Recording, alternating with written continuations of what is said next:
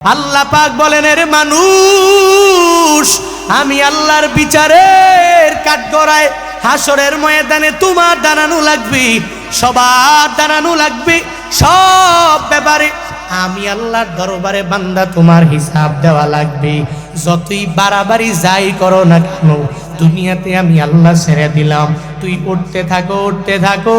একদিন যখন আমি আল্লাহ ডাকবো, আমার দরবারে হাজিরা দেওয়া লাগবে।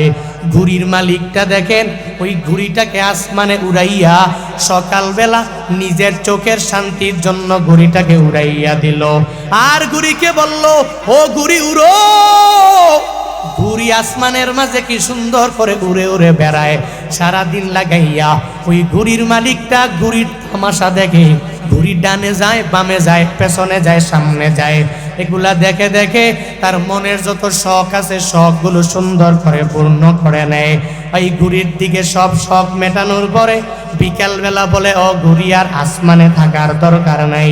এবার ঘুড়ির রশিটারে ওই মালিক বারবার বারবার টানে টানে টানে আর বলে, ও ঘুড়ি আর উড়া লাগবে না, আবার আগামীকাল সকালে আমি তোমাকে উড়াবো। আমার মন চাইলে উড়াবো, আর মন না চাইলে আমি আর তোমাকে উড়াবো না। ও ঘুড়ি আয় আয়। ওই ঘুড়িটাকে বারবার বারবার টানে।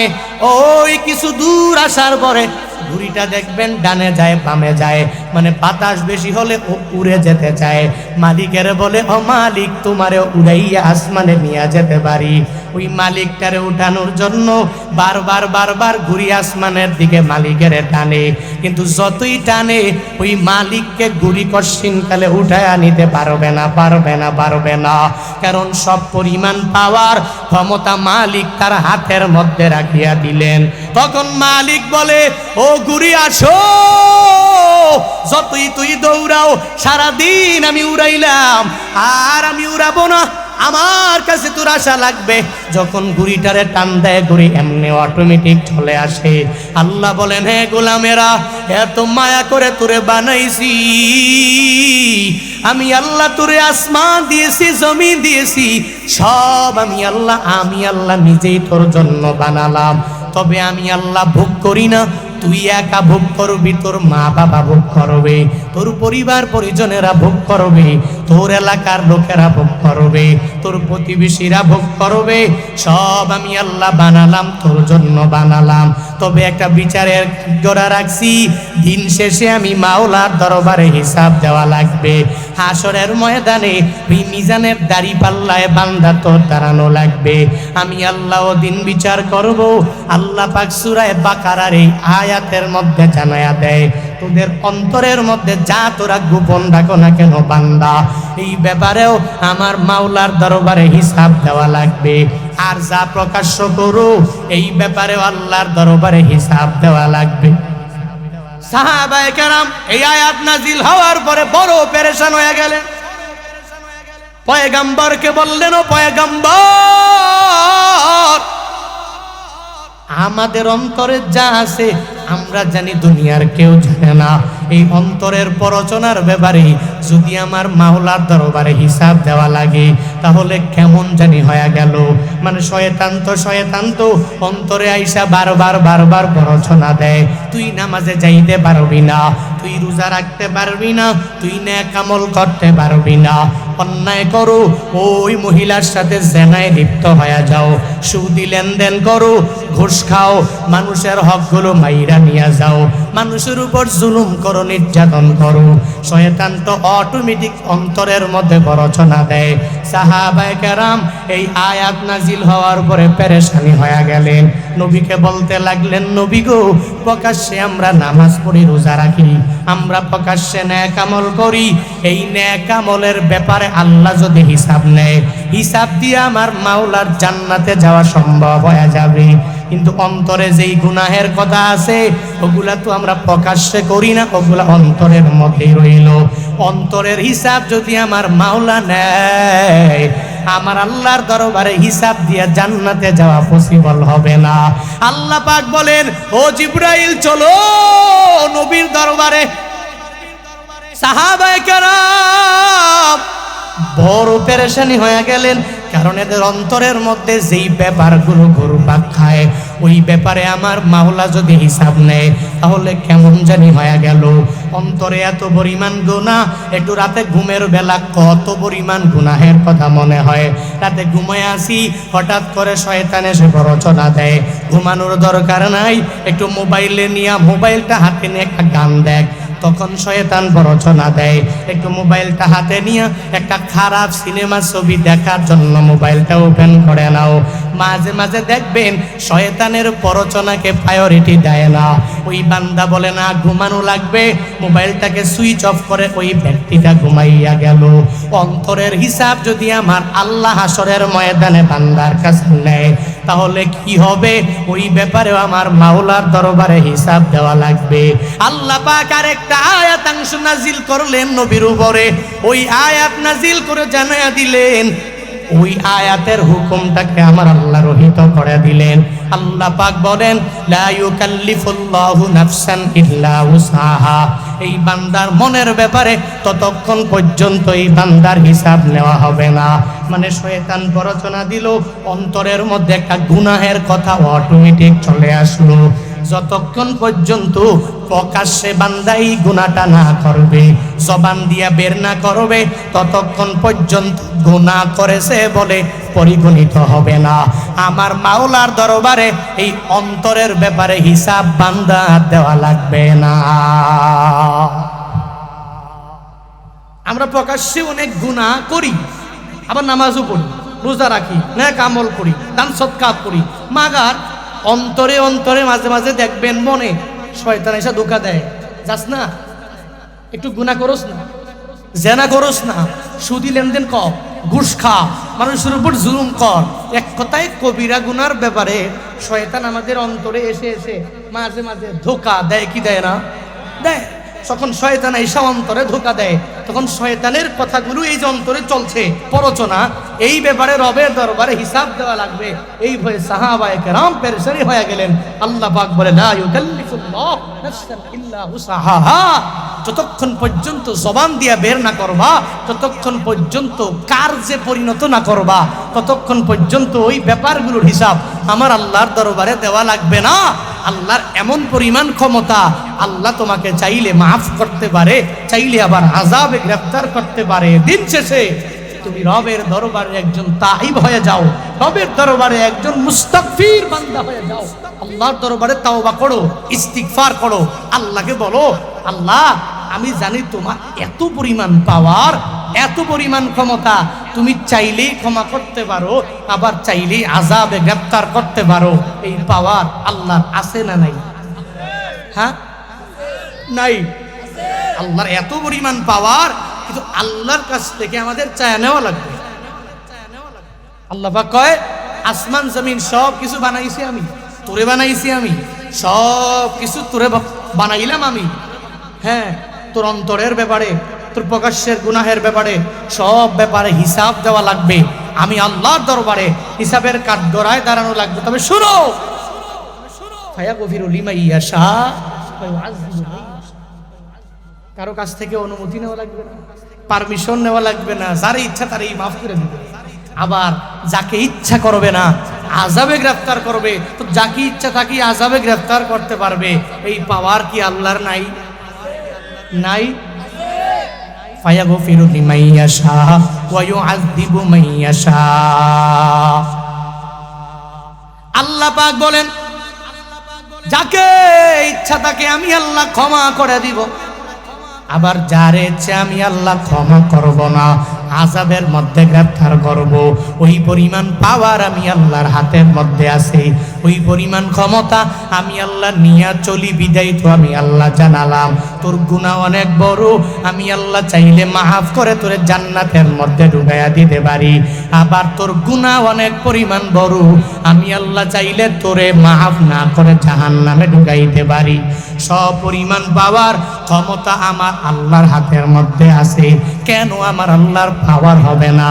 এই যে বিশাল জান্নাতটা আল্লাহ পাক বানাইলেন, দুনিয়ার কোনো বিজ্ঞানী বানায় নাই, কারো কাছ থেকে আমার আল্লাহ পারমিশন নেয় নাই। এই জান্নাত বানাইছেন কে? চিল্লায় আওয়াজ দেন, কে বানাইছেন? সন্দেহ আছে নাকি? এই জান্নাতটা আমার আল্লাহ বানালেন। জাহান্নাম আল্লাহ বানালেন। আল্লাহর মালিকানাধীন জান্নাত, আল্লাহর মালিকানাধীন জাহান্নাম।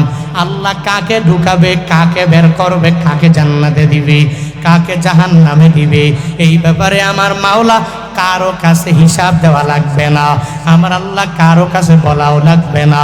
এই সব ব্যাপারে আমার আল্লাহ ক্ষমতা রাখেন।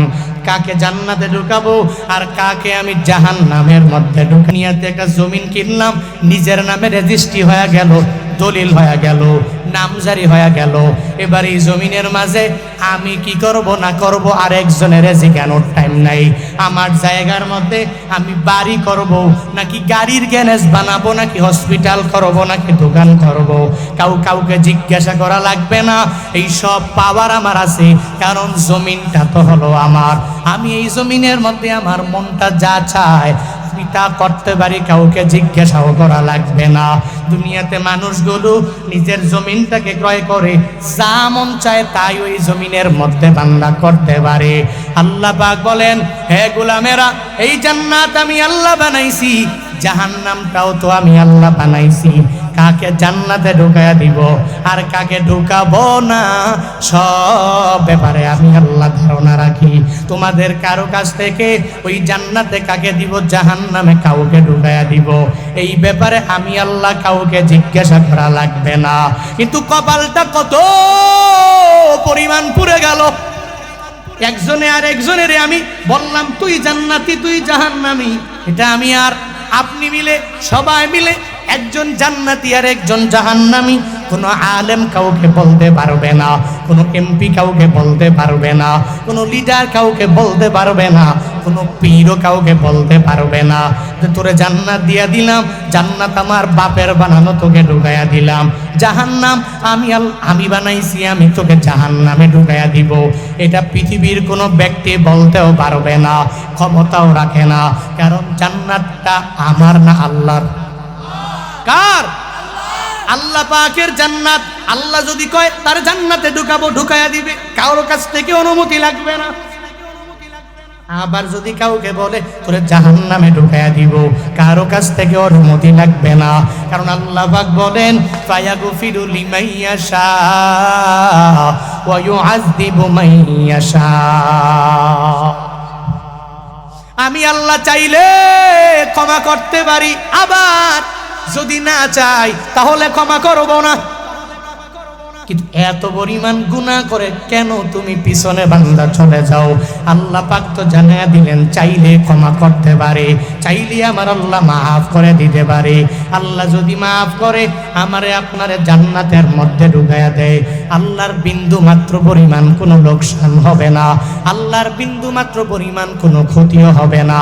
আল্লাহ চাইলেই আমারে আপনারে ধরে জান্নাতে ঢুকাতে পারে, জাহান্নামে ঢুকাতে পারে। এজন্য জিন্দেগীর যত বড় বড় বড় বড় গুনাহ আছে, ওই গুনাহগুলোর সামনে টেনে এনে যদি আমার মাওলার দরবারে বলতে পারেন, আল্লাহ আমি গুনাহ করেছি, আমি সুদ লেনদেন করেছি, মানুষের উপর জুলুম করলাম, নির্যাতন করলাম, আল্লাহ আমার দ্বারা এত পরিমাণ বড় বড় গুনাহ হয়ে গেল, তুমি আমারে ক্ষমা করে দাও। আল্লাহর দরবারে যদি এই কথা বারবার বলা যায়, তাহলে আল্লাহ যদি ক্ষমা করে দেয়, কারো কাছ থেকে পারমিশনও নেওয়া লাগবে না। ওই যে বনি ইসরাইলের বড় এক গুনাহগার, এত বড় বড় গুনাহ করেছে, এত বড় গুনাহ, কোনো এমন বড় গুনাহ নাই যার দ্বারা সংগঠিত হয় নাই। অনেক বড় বড় গুনাহ করলেন, জীবনের শেষ মুহূর্তে যখন বান্দা চলে আসলো, তখনই আল্লাহর ভয় অটোমেটিক অন্তরের মধ্যে চলে আসে। মাঝে মাঝে দেখবেন জীবনের শেষে গিয়াও কত মানুষ আল্লাহওয়ালা হয়ে যায়, তাওবা করে, এই বান্দার অন্তরে কবরের ভয় ঢুকে যায়, রবের ভয় অন্তরের মধ্যে ঢুকে যায়। বনি ইসরাইলের ওই বান্দা জিন্দেগিতে এমন কোনো বড় গুনাহ নাই, করে নাই। গুনাহ করে করে করে জীবনের শেষ মুহূর্তে একটু চিন্তা ভাবনা করতে লাগলো, আমি এত বড় গুনাহ করেছি, এই গুনার ব্যাপারে যদি আমার আল্লাহর দরবারে আমার আল্লাহ যদি আমারে জিগায়, তাহলে হিসাবও দিতে পারবো না, ওই রবের জান্নাতে যাওয়া আমার দ্বারা পসিবল হবে না।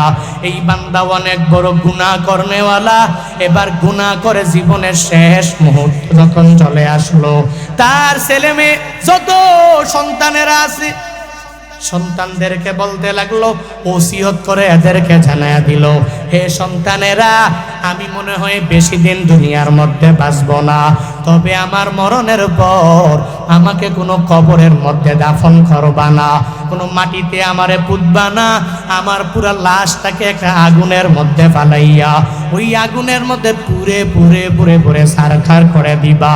আমার পুরা আগুনের পুরে পুরে সারখার করা ছাইগুলো তোমরা দুইটা ভাগ করবা, আর ওই দুইটা ভাগ, এক ভাগ আসমানে আকাশে বাতাসের সঙ্গে উড়াবা, আর একটা ভাগ তোমরা পানির মধ্যে ভাসাইয়া দিয়া দিবা। বাবা সন্তানের কাছে এই ওসিয়ত করে যখন ওই বান্দাটা একদিন মারা যায়, বাবার ওসিয়ত তো মানা লাগবে, মারা গেল ওয়াজিব, অবশ্যই অবশ্যই মানা লাগবে। ওই বাবার ওসিয়ত মানতে গিয়া সন্তানেরা মিলে মিলে মিলে ওই বাবার মরণের পর ওই বাবাকে কবরে দেয় না, কবরের মধ্যে দাফনও করে না, কারণ বাবা ওসিয়ত করেছে, বাবার ওসিয়তটা তো মানাই লাগবে। ওই বাবার ওসিয়ত মানতে যাইয়া এক জায়গায় আগুন জ্বালাইয়া বাবার লাশটাকে নিয়া সন্তানেরা তাদের চোখের সামনে বাবারে ওই আগুনের মধ্যে ফালাইয়া দেয়, আর চোখের পানি ফালাইয়া ওই বাবার জন্য কান্না করে, বাবা নাই। এক নম্বরে বাবার জন্য মনটা তো বড় কাঁদে, আবার বাবার ওসিয়ত মানতে যাইয়া আগুনের মধ্যে ফালাইয়া দিছে, বাবা আগুনে পুড়ে পুড়ে সারকার হয়ে যায়। এগুলা দেখে দেখে সন্তানের উপরে বাবাটাকে যখন আগুনে পুড়ে ফেললো, বাবার পুরা লাশ পুরা বডিটা আগুনে পুড়ে ছাই যখন হয়ে গেল, এবার ওই বাবার সন্তানেরা বলে, বাবা যেহেতু ওসিয়ত করেছে ছাইগুলো উড়াইয়া দেওয়ার জন্য, ওই ছাইগুলো নিয়ে নিয়ে আসমানে বাতাসের সঙ্গে কিছু ছাই উড়াইয়া দেয়, আর কিছু ছাই পানির সঙ্গে যখন ওই সন্তানেরা মিলে ভাসাইয়া দেয়, এবার ওই আল্লাহর বান্দার পুরা বডির কোনো অংশই তো বান্দার আর নাই। আল্লাহর ওই বান্দা দুনিয়া থেকে বিদায় নিয়ে চলে গেল, তার বডিও নাই, ছাইগুলো আসমানের মধ্যে উড়ে উড়ে বেড়ায়, আর বাকি ছাইগুলো পানিতে ভেসে ভেসে ভেসে ভেসে বেড়ায়। আল্লাহ পাক তখন দেখি এই বান্দার পুরো বডিটা আগুনে পুড়ে পুড়ে সারকার হয়ে গেল, এই বান্দার বডির ছাইগুলো আসমানের সঙ্গে ভাসানো আর পানিতে ভেসে ভেসে বিভিন্ন জায়গায় বেড়ায়। আমার আল্লাহ তো ওই বান্দার মনের ব্যাপারে জানে কি জানে না? জানেনি? এই বান্দা কি পরিমাণ ভয় নিয়া সন্তানদেরকে বলল, আমার লাশটারে তোমরা কবরের মধ্যে দাফন করবা না, আমার পুরা বডিটা তোমরা আগুনে পুড়ে সারকার করে দিবা। অন্তরে আল্লাহর ভয়, এই ভয় অন্তরের মধ্যে নিয়া নিজের পুরা বডিটা পুড়ে সারকার করার জন্য সন্তানদের নিকট ওসিয়ত করার পরে আল্লাহ তো এই জিনিসটা ভালো করে আমার আল্লাহ জানে। আল্লাহ পাক নিজে নিজে ফেরেশতাদেরকে উদ্দেশ্য করে বলে, হে ফেরেশতারা, আমার এই বান্দা কেন নিজের পুরা বডিটা পুরার জন্য মনস্থির করে নিল? কি গুনাহ করেছে নাকি? বলে অনেক পরিমাণ গুনাহ করেছে, অপরাধ এই বান্দা করেছে। বলে তার জবান থেকে শুনবো, আল্লাহ সাথে সাথে আসমানের বাতাসের সঙ্গে উড়ানো ওই ছাইগুলোকে আল্লাহ পাক অর্ডার দিয়া জানায়া দিলেন, হে ছাই একসাথে হয়ে যাও। পানির সঙ্গে যেই ছাইগুলোকে ভাসাইয়া দেওয়া হলো, আল্লাহ পাক বলে, এই পানির সাথে ভাসানো ছাই তোমরা ওই মানুষের মতো হও, যেই মানুষটা আগে ছিল যেরকম তার বডির মতো হয়ে যাও। আসমানের সঙ্গে বাতাসের সঙ্গে যেই ছাইগুলো উড়ে উড়ে বেড়ায়, ওই ছাইগুলো আমার আল্লাহর অর্ডার পাইয়া একটা মানুষের আকৃতি আবার যখন হয়ে যায়, ওই পানির সাথে ভাসানো ওই ছাইগুলো একসাথে হইয়া একটা মানুষের আকৃতি হয়ে যায়। কারণ আল্লাহ পাক তো পারে ওই ছাইগুলোর মাধ্যমে আল্লাহ যদি আদেশ দিয়া দেয়, ও ছাই তুই যেই ব্যক্তির বডির মাধ্যমে পুরার মাধ্যমে ছাই হইলা, ওই বডির মতো হয়ে যাও, ওই পুরা আকৃতির মতো তুই হয়ে যাও। ওই ছাইগুলো কথা মানে মানেনি? আল্লাহ পাকের কথা মানে। আল্লাহ পাক সাইকে বললেন, ও সাই, ওই মানুষের আকৃতির মতো তুমি হয়ে যাও। যখন এই কথা আল্লাহ পাক আদেশ দিয়ে দিলেন, আল্লাহর আদেশ পাইয়া ওই সাইগুলো যখন একটা আগের মানব আকৃতি হয়ে গেল, আল্লাহ পাক ওই মানব আকৃতির ওই লোকটাকে জিজ্ঞাসা করে, আমার বান্দা, তুই জিন্দেগিতে কি এমন কাজ করলা তোর পুরা বড়িটারে পুরে সারকার করে দেওয়ার জন্য? সন্তানের কাছে তুই ওসিয়ত করে ঘরে গেলা, কি অন্যায় করেছো, কি পরিমাণ অপরাধ তোমার দ্বারা হয়েছে? তখনই আল্লাহর বান্দা বলে, হে মালিক, আমি আমার জিন্দেগিতে এত বড় গুনাহ আমার দ্বারা সংগঠিত হয়েছে গো আল্লাহ, আমি এত পরিমাণ গুনাহ করলাম, এত বড় বড় অপরাধ করেছি, এই অপরাধ যুক্ত চেহারা নিয়ে বডি নিয়ে তোমার দরবারে আমি দাঁড়াইতে পারবো না।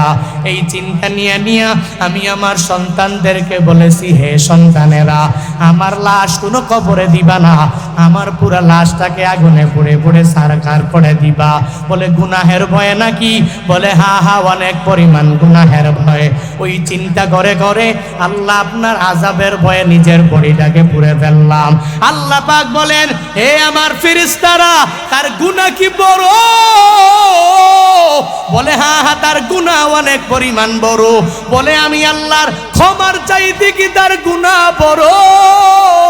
বলে না না, আপনার ক্ষমার পরিমাণ, আপনার মাফের পরিমাণ অনেক বড় গো মালিক। আপনার যদি ক্ষমা তার উপরে লেগে যায়, তাহলে তার গুনাহগুলো আপনার ক্ষমার চাইতে অনেক পরিমাণ ছোট। ও দয়ার মালিক, আপনি চাইলে তারে ক্ষমা করে জান্নাতে ঢুকাইয়া দিতে পারেন। আল্লাহ পাক বলেন, হে ফেরেশতারা, আজকে এত বড় গুনাহগার আমার সামনে হাজির হয়ে গেল, তোমরা সাক্ষী থাকো, আমার ওই বান্দাকে আমি ক্ষমা করে করে করে আমার জান্নাতে তারে ঢুকাইয়া দিলাম। আতিনা ফি দারে দুনিয়া না হাসান, আতিনা ফি দারে উকবা না হাসান, ইয়া গিয়াসুল মুস্তাগীসিনা দিনা লফদিকার বিল উলুমে ওয়াল গিনা, হর গরিদে নেকো তু তৈয়ার হ্যায়, झूना मांगे उस तू बेज़ारो है, या इलाही तू मेरा गफ्फारो है, या इलाही तो मेरा सत्तारो है, या इलाही भी को न दशम सो कमार, या इलाही मी को नद सजरों हजार, या इलाही मी को नद अर्दो समा, या इलाही मी को नद जाऊं हवा, कुफ्र शर को मेरे दिल से दूर कर, मेरे दिल में इश्क़ हक गुलजार कर, हसद बुग़्ज़ो मेरे दिल से दूर कर, मेरे दिल में इश्क़ हक मामूर कर, ऐ खुदाए मेरे सत्तारुल उयूब, मेरे मौला मेरे गफ्फारुद दुनूब। আল্লাহর ক্ষমতা আছে না নাই? কাউকে জিজ্ঞেস করা লাগবে? এই ব্যক্তির এত গুনাহ, ওর জিন্দেগিতে গুনাহ করতে করতে করতে করতে এমন জায়গায় পৌঁছে গেল, এত বড় গুনাহগার নিজের পুরা বডিটাকে পুরে সারকার করে দেওয়ার জন্য সন্তানদের নিকট ওসিয়ত করে চলে গেল। এত বড় গুনাহগার আল্লাহ পাক ক্ষমা করে বলে, তুই জান্নাতে ঢুকো। আল্লাহ যদি আরে জান্নাতে ঢুকাইতে পারে, আমরা কি এত পরিমাণ গুনাহ করেছি যে রবের দরবার থেকে ফিরে যাওয়া লাগবে? এত গুনাহ কি করেছি না?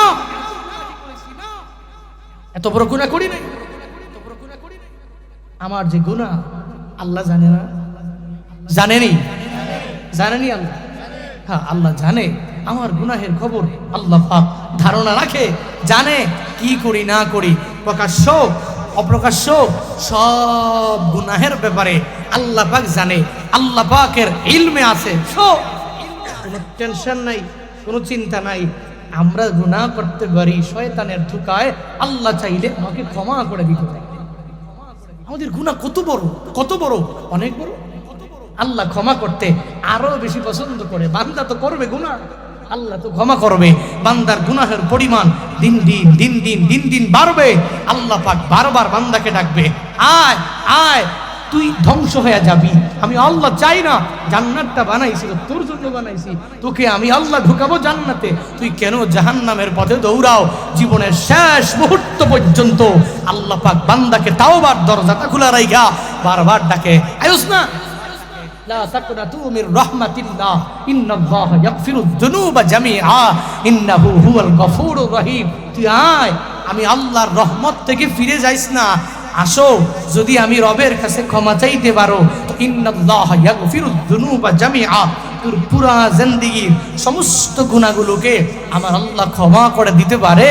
কারণ আল্লাহর গুণবাচক একটা নাম গফুর, আল্লাহর গুণবাচক একটা নাম রহিম। আল্লাহ দয়ালু, তোর গুনাহ বড়, আল্লাহ তোকে ক্ষমা করে জান্নাত দিতে আরো বেশি পছন্দ করে।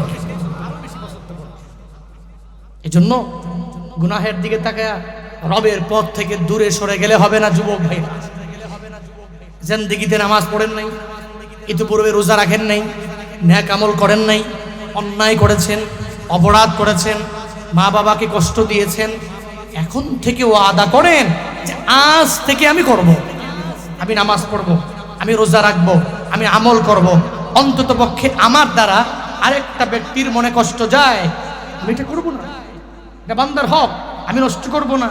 আল্লাহ পাক যে বান্দাকে জীবনের শেষ মুহূর্ত পর্যন্ত হিদায়াতের পথটা খুলে বারবার বান্দাকে ডাকে, তুই আয়ুস।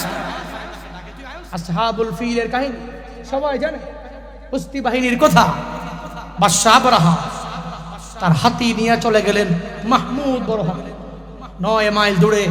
ও যাওয়ার পরে বসে গেছে, আর যাইতে চায় না, খালি ডানে যায়, বামে যায়, পিছনে যায়, মাগার বাইতুল্লাহর দিকে আগায় না। 2 দিন যাবত হয়ে গেল, বারবার তারে গুতায়, এই সামনে যা, সামনে যা, তোরে আমি আনছি, তোরে দিয়া কাবা ধ্বংস করবো, তো তুই যাও না কেন? মাথা বড় গরম। এবার মাহমুদের মাথা মতো গরম হয়ে কয়, খাইছে রে, পেটও তো খিদা, খাবার দাবার সব শেষ হয়ে গেছে। খাবার দাবার আনতে গিয়া মোটামুটি এখানে 1 থেকে 2 দিন চলে গেছে। মুফাসসিরিনে কেরাম বলেন, আসহাবুল ফিল, বাদশাহ আবরাহা তার দলবল, তার সৈন্যবাহিনী কাবাকে ধ্বংস করার জন্য আসে। এরপরেও আল্লাহ পাক তাকে সুযোগ দেয়। আল্লাহ পাক পারলেই, চাইলেই তো আল্লাহ পাক ওই আবাবিল, ঝাঁকে ঝাঁকে যেই তৈরন আবাবিল, ওই পাখি আল্লাহ ওই সময় সঙ্গে সঙ্গে পাঠায়া এদেরকে দুনিয়া থেকে বিদায় করে দিতে পারতেন। আল্লাহ পাক চায় বান্দা জীবনের শেষ মুহূর্তেও আমি রবের কাছে আসে কিনা, আমি রবের দরবারে ফিরে আসে কিনা, ও আমি আল্লাহর দরবারে তাওবা করে কিনা। কারণ তাওবাকারী বান্দাকে আমার আল্লাহ অনেক ভালোবাসে। গুনাহ করেনেওয়ালা বান্দা শয়তানের প্ররোচনায় পড়ে গুনাহ করবে, কিন্তু গুনাহ করার পরে যখন তাওবা করবে, আমি আল্লাহ তাকে এমন বানাবো যে তার জিন্দেগিতে কোনো গুনাহই ছিল না। আত্তাইবু মিনাজ যামবি কামান লা যামবালা, রাহমাতুল লিল আলামিন এটাই জানায়া দিলেন। আত্তাইবু মিনাজ যামবি, গুনাহ থেকে তওবা করনেওয়ালা বান্দা কার মতো? বলে কামান লা যামবালা, ওই ব্যক্তির মতো যার জিন্দেগিতে কোনো গুনাহ নাই। গুনাহ থেকে তওবা করনেওয়ালা গুনাহগুলোকে আমার আল্লাহ এমন ভাবে ক্ষমা করে, বলে জিন্দেগিতে কোনো গুনাহ তার দ্বারা সংগঠিত হয় নাই। এজন্য ভাইয়েরা, তাওবা ইস্তিগফারটারে নিজের পুঁজি বানানো লাগবে, চলার পথে পুঁজি বানানো লাগবে। ফজরের পরে হাঁটতেছেন, হাঁটার সময় ওই সময় পড়া লাগবে, আস্তাগফিরুল্লাহ রাব্বি মিন কুল্লি যামবি ওয়া আতুবু ইলাইহি লা হাওলা ওয়ালা কুওয়াতা ইল্লা বিল্লাহিল আলিয়্যিল আযীম। চলার পথে পড়া লাগবে। দোকানে বসে আছেন, ওই সময় ইস্তিগফার পরে পরে নিজের গুনাহের কথা স্মরণ করবেন, আর আমার মাওলার কথা চিন্তা ভাবনা করে আযাবের ভয় অন্তরের মধ্যে নিয়া যখন ইস্তিগফারের আমলগুলো চালু করা শুরু করে দিবেন, আল্লাহ মাফ করে করে আপনাকে এমন বানায়া দিবে, বলে পুরা জিন্দেগিতে কোনো গুনাহ আর আপনাকে থাকবে না। আল্লাহ মাসুম বানায়া দিবে। নবীর জিন্দেগিতে কোনো গুনাহ ছিল নি? লিয়াগফির লাকাল্লাহু মা তাকদ্দামা মিন যামবি ওয়া মা তাআখার। যেই নবীর আগে পিছে যত গুনাহ সব মাফ, ওই নবীও সব উম্মতদেরকে উদ্দেশ্য করে নবী জানায়া দেয়, ইয়া আইয়ুহান নাস তুবু ইলাল্লাহ ফাইন্নী আতুবু ইলাইহি ফি কুল্লি ইয়াউমিন মিয়াতা মাররা। নবী আমার বলেন, হে উম্মতেরা তোমরা আল্লাহর দরবারে তাওবা করে নাও। নবী উম্মতদেরকে আদেশ দিয়া দিলেন, আল্লাহর দরবারে তাওবা করো। কেন করবা? বলে ফাইন্নী আতুবু ইলাইহি ফি কুল্লি ইয়াউমিন মিয়াতা মাররা। আমি নবীও জিন্দেগিতে কোনো গুনাহ যার নাই, ওই নবীও আমার আল্লাহর দরবারে দিনে রাতে মিলে 100 বার আল্লাহর দরবারে তাওবা করি। যেই নবীর গুনাহ নাই, কোনো গুনাহ নাই, কোনো অপরাধ নাই, ওই নবী যদি 100 বার দিনে রাতে বান্দা তাওবা করে, কেন করে? বলে নবীর গুনাহ আসেনি, বলে নাই নাই। মুহাদ্দিসিনে কেরামগণ জানায়া দেয় 2টা কারণে করে। 1 নম্বরে নবী এতবার তাওবা করার কারণ হলো নবী উম্মতদেরকে শিক্ষা দিয়া যায়, উম্মতেরা আমি নবীর গুনাহ নাই, এরপরেও আমি নবী আল্লাহর দরবারে তাওবা করি। আমার উম্মতেরা তোদের গুনাহের কোনো অভাব নাই, এত পরিমাণ গুনাহ তোরা করো, তাহলে তোমরা গুনাহ করে কি পরিমাণ তাওবা করবা? নবীর লাইফে যত কাজ নবী আমার করেছেন সব উম্মতদেরকে শিক্ষা দেওয়ার জন্য করলেন।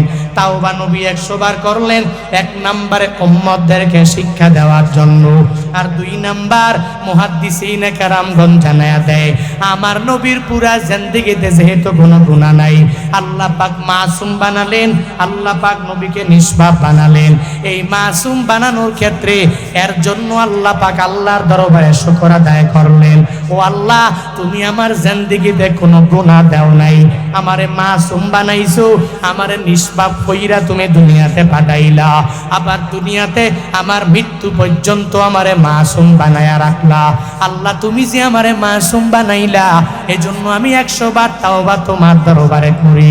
আল্লাহ পাকের প্রশংসা করার জন্য নবী তাওবা করে। হে আখিরি নবীর উম্মতেরা, আমার নবীকে যদি মানতে চাও, নবীর সুন্নতের উপরে যদি আমল করতে যাও, তাহলে ব্যানার টানা টানা টানা টানা ইতোয়াত করলে হবে না। 1 বছর পরে পরে 12 রবিউল আউয়াল আসলে নিজে 2-3টা পিকআপ ভাড়া করে বিশ্ব নবীর আগমন শুভেচ্ছা স্বাগতম এটা বলে বলে বিভিন্ন জায়গায় রেলি করলে হবে না। আমার নবীর সব পূর্ণাঙ্গ ইতোয়াত আদায় হবে না, ওই সুন্নত পরিপূর্ণ আদায় হবে না। নবীর সুন্নতের যদি আমল করতে চাও, দাড়িটাকে লম্বা করে নাও। নবীর সুন্নতের আমল করতে চাও, টুপি সর্বাবস্থায় মাথায় রাখা লাগবে।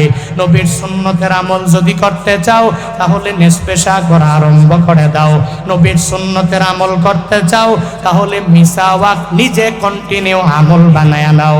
নবীর সুন্নতের আমল করতে চাও, 5 বেলার নামাজে বা জামাতে মসজিদে দৌড়াইয়া যাও। নবীর সুন্নতের আমল করতে চাও, জিন্দেগিতে কোনো মিথ্যা বলা যাবে না। নবীর সুন্নতের আমল করো যদি করতে চাও, তাহলে গীবত করা যাবে না।